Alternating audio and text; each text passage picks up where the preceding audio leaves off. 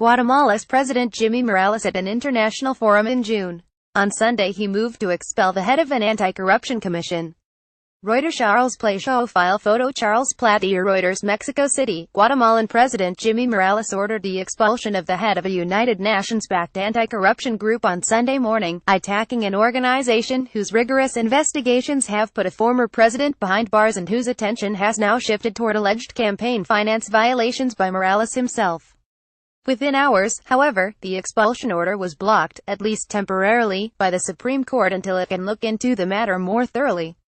Morales' decision to attempt to expel Ivan Velázquez, a Colombian lawyer who has led the International Commission Against Impunity in Guatemala, known by its initials in Spanish, CICIG, since 2013, was met with swift international condemnation.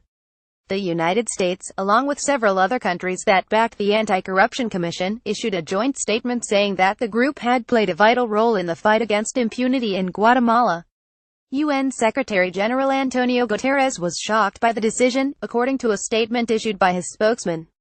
"I think this is a profound threat to the rule of law in Guatemala," said Adriana Beltran, a Central America expert at the Washington office on Latin America.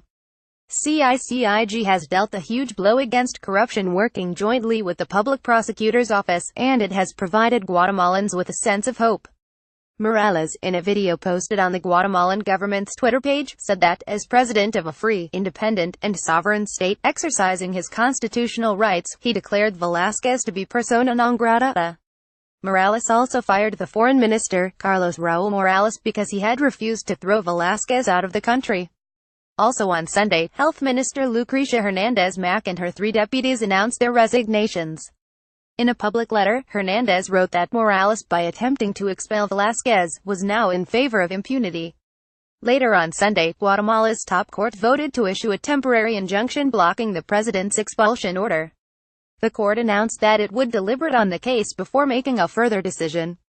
Over the past decade, CICIG has been a driving force in a series of corruption investigations against top government officials, and it helped inspire a nationwide protest movement in 2015.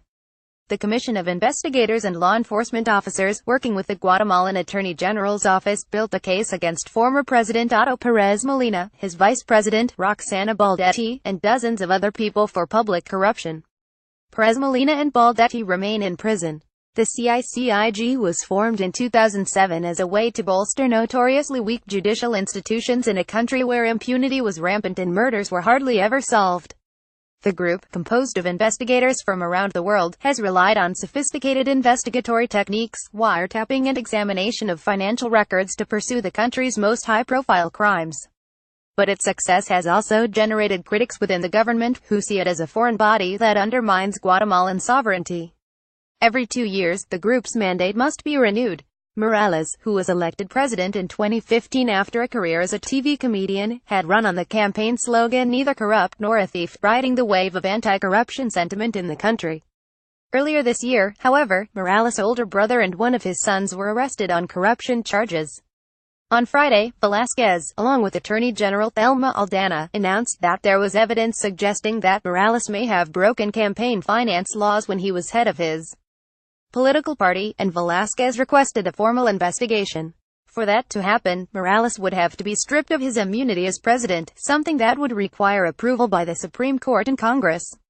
That same day, Morales, who has denied any wrongdoing, was in New York visiting Guterres, the UN chief, presumably to discuss the CICIG.